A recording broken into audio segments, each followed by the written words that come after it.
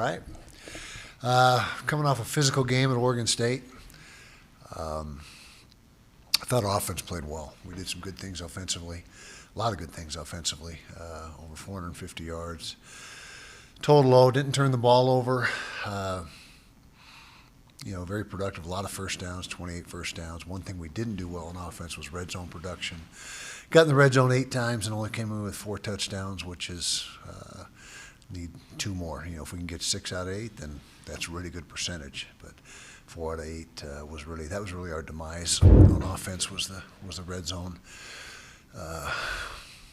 touchdown percentage. Defensively, didn't play well at all. Soft in the run game. They rushed for 260 yards, over 6 yards a carry, which we knew going in that if that was, and that has been Oregon State's MO all year long, and we knew going in that if they were able to do what they usually do, it wasn't going to be a good situation for us, and they did exactly that. They ran the football very effectively. Not a lot of throwing yards, enough, a couple hundred, but we just weren't our usual selves on defense, and that's it was early in the year we had that same issue. Then it went away, and as far as our run defense, and it showed back up on Saturday. So we sit still in pretty good position in the Pac-12 South. It's still anybody's. Well, not anybody's, but there's 3 teams really vying for it right now for the title, and still not quite to the halfway point. At least we're not. 4 games down, 5 to go in conference play. But big one this week, as they all are, against UCLA. They're running the football well. In addition, second only to Oregon State in the conference as far as rushing production. They're playing the run extremely tough. Their defense allowing less than 100 yards a game rushing, which is leading the league. And so they've got dynamic players. The quarterback is a dynamic player. He's talented. 2 good running backs, and the way the quarterback runs the ball, they got 3 really good runners. Receiver, the Phillips kid's a great player. Like I mentioned, defensively, they're pretty stingy against the run. Scoring 33 points or thereabouts a game offensively, so very productive. They're a good team, and Chip is always hard to defend. He's going to have some things you haven't seen every single week. He's got things that you haven't practiced and that you got to be able to adjust to during the course of the game, and so we got a challenge ahead of us. We're at home, which is a positive, back home in Rice-Eccles, and I think it's going to be a late kickoff. Has that been announced yet for sure? Yes, 8 o'clock. So there you go, another late kickoff. So should be a great crowd and another great environment. So questions? You've always been pretty stout on the run defense and different things that way.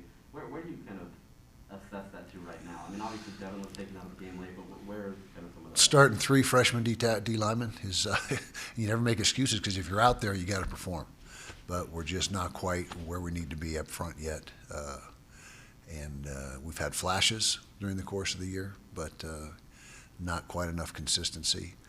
And when we lost Devin, that was obviously a blow, but we had been soft before he was gone, so it wasn't that wasn't the key to the whole thing. But we certainly missed him when he got ejected. Kyle, with the red zone trips that ended with no points, were you okay with the play calling inside the 5?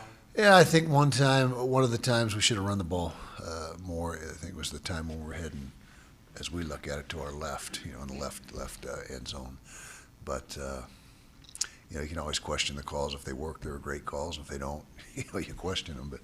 But I would like to see a little more physicality, to answer your question, inside the 5, in the red zone. Now that you had some time to presumably see the film, do you still think that the Devin Lloyd targeting should not have been? Correct. I don't think it should be called. I do not think it should be called, my estimation, and but I'm not the one that counts. So it was called, and so we got to live with it. UCLA may or may not have DTR playing on Saturday. I mean, he got banged up in that Oregon game. He'll play. He's a tough kid. He'll be there. Yeah, I'd be shocked if he's not there. But how do you prepare for somebody like him, knowing that you've seen dynamic running quarterbacks, but he's obviously given fits to a lot of different teams. He has, a lot like the Arizona State quarterback. It'll be very similar to what he brings to the table, and we've seen him This is the third time we've seen him, I guess, through the years. But he is lightning quick, and like I said, he's like another running back on the field, essentially. How is UCLA's running attack like Oregon State's, and how is it different? It's a little more diverse. Oregon State just hammers you with the zone and the stretch, and they do it over and over, and they do it as good as anybody in the country.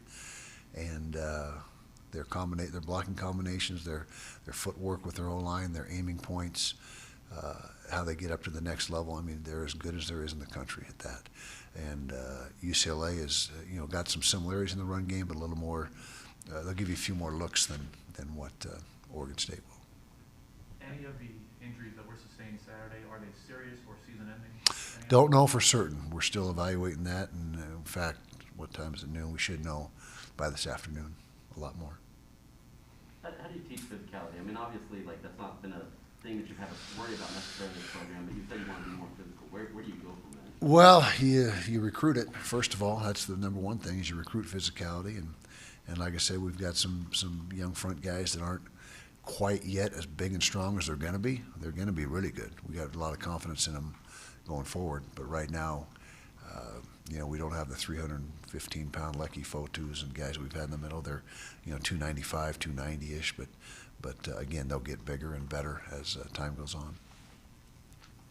There's quite a bit of the quarterback run game for you guys. Are you comfortable with that? He took some pretty good hits. Yeah, I wouldn't say there was more quarterback run game. He pulled it down a few more times. There wasn't any more designed runs than we've had in the past. But you're 100% accurate. He took some hits, and that's it's a learning process. And we're comfortable with Cam running the ball because he gives us so much when he does. But he's got to be much more, use better judgment at the end of the runs and take some of those hits off himself by stepping out of bounds, sliding, whatever the case may be, because he's so competitive and he wants to win as bad as anybody I've ever been around, and wants to do anything he can to help. And at times he has put himself in some situations where you're just hoping he gets up, because there's some pretty good hits. And so hopefully going forward we see him continue to add that 40 to 75 yard-ish range of runs or of yardage in the run game, but not take the hit at the end of the play. Be smarter and be able to avoid that. Following up on that, with Cameron Rising's decision to pull it, to tuck it and run, they picked up some first down, some good yardage. Oh, yeah. I'm curious to get your thoughts on his decision-making in terms of tucking it and running. I thought he did a great job with that, and when the things were not there and things were covered up, I don't think he prematurely pulled it down. I think he made good decisions each time, and that's that what he brings to the table in the run game is part of what makes him so effective. He's in the top 10 in the nation in QBR. I think he's number 8. He was number 5 last week, and that's your best barometer of how a quarterback is playing, because it takes into account everything: how often he's getting sacked, how many yards he's gaining rushing the football, how well he's throwing the football. All that is packaged into that rating, and he's playing really well. Kyle, with Devin out for the first half on Saturday, how do you balance the reps in practice knowing that he's not playing for 2 quarters? Yeah, that's another good question, and we will have to have a guy ready for the first half that will take his reps, and we'll just have to split those up and divide them kind of 50-50, with what Devin gets and what the replacement kid will get. And so that's going to be a juggling act, but Devin is a very experienced, accomplished guy. He doesn't need a ton of reps, and so we'll probably err on giving the backup or the guy that's going to start in place of him more reps. It's only one game, but the special teams have been kind of close to getting kicked, blocked. Yeah. Where do you go from here now with this? Yeah, well, first of all, the first block was, you got it out in 184, which is really fast. It was a protection breakdown. It wasn't the punter mechanics. It was just slow. Now the second one, which fortunately didn't count because that would have been even more disastrous at that point in the game. It was too close to the shield. That was an error with the punter, getting too close to the shield. And the kick came out really low trajectory. I don't know if you saw it in slow motion, but very low trajectory, and so that was more on the punter. But people have been testing us, and particularly in the last game when we have a new snapper, because our snapper's gone for the season. So they're going to test you out, but it wasn't a snapping issue. The snapper played just fine in the game on Saturday, did a great job with his place kicking snaps as well as short snaps. But that is a concern, and we've got to shore that up this week. Could you evaluate the contributions that Theo Howard has made to the program since he arrived in Utah? Theo's done a nice job for us. Maybe hasn't caught as many balls as maybe we projected, at least not yet. Had to leave the game with an injury on Saturday. One of those injuries that we talked about that we won't know for certain whether he's going to be able to go or not for a day or two. But Theo's a guy that works hard. He's a great teammate. Always has a great attitude, and really enjoy having him on our team. In a general sense, do you worry about the emotional toll on the players moving forward here with this season in light of what's happened? Well, yeah. I mean, that's always that's something that we're continuing to work through, and like I said before, we'll get through it. We won't get over it, but we will at some point get through it completely. But it's a challenge. Everything's a challenge. I mean, everything is. I worry about everything, and that's one of the things that has been certainly hard on our team is working through that. If that answers that. What was your biggest takeaway from the game against Oregon State for your team, just as a whole? What was your takeaway? I would say the takeaway is we got a bunch of competitive guys that have no quit in them. I would say the offense is starting to find a rhythm. Knock on wood, hopefully that continues. That's 2 games over 450 yards of offense and a bunch of first downs and a bunch of points and taking care of the football. And so hopefully we're starting to discover and be who we envisioned we could be early in the season or in fall camp. Defensively, inconsistent throughout the year, more good than bad, but some games that that's not us. Games that it's not our usual defensive output. And the special teams has been, as we mentioned, had some real bad moments. There's some bright spots too with Covey in the return game. We're as good as there is in the country in punt return, but as good as we are there, we're that bad in some other areas. If your defense isn't able to kind of be to the standard that you've had, do you feel confident in your offense in the sense that maybe you could win games in shootouts, and traditionally you kind of grind it out a little bit? Yeah.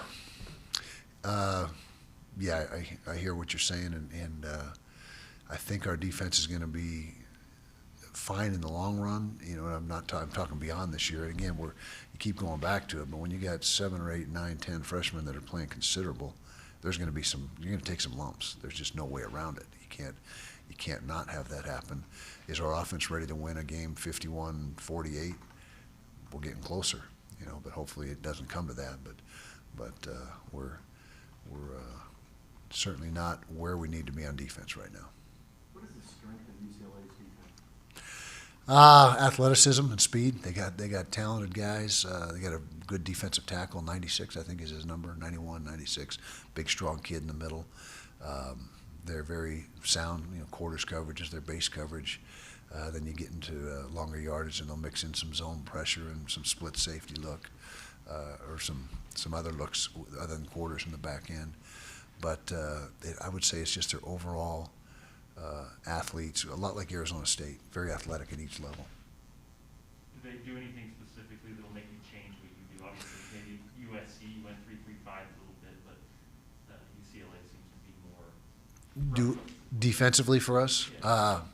I don't think there's going to be wholesale changes defensively. We just got to be, and the things that really hurt us against Oregon State was not schematics. It was physically getting beat at the point of attack, getting blocked, not coming off a block, popping out of a gap. And so it wasn't like we were just getting mental mistakes everywhere, needed a different scheme. We just need to play more sound up front in the front seven. And we also gave up some big plays down the field. We had plays that too many big plays in the throw game against Oregon State, but it was the run game that did us in. Any more questions? Okay, guys, see you Saturday.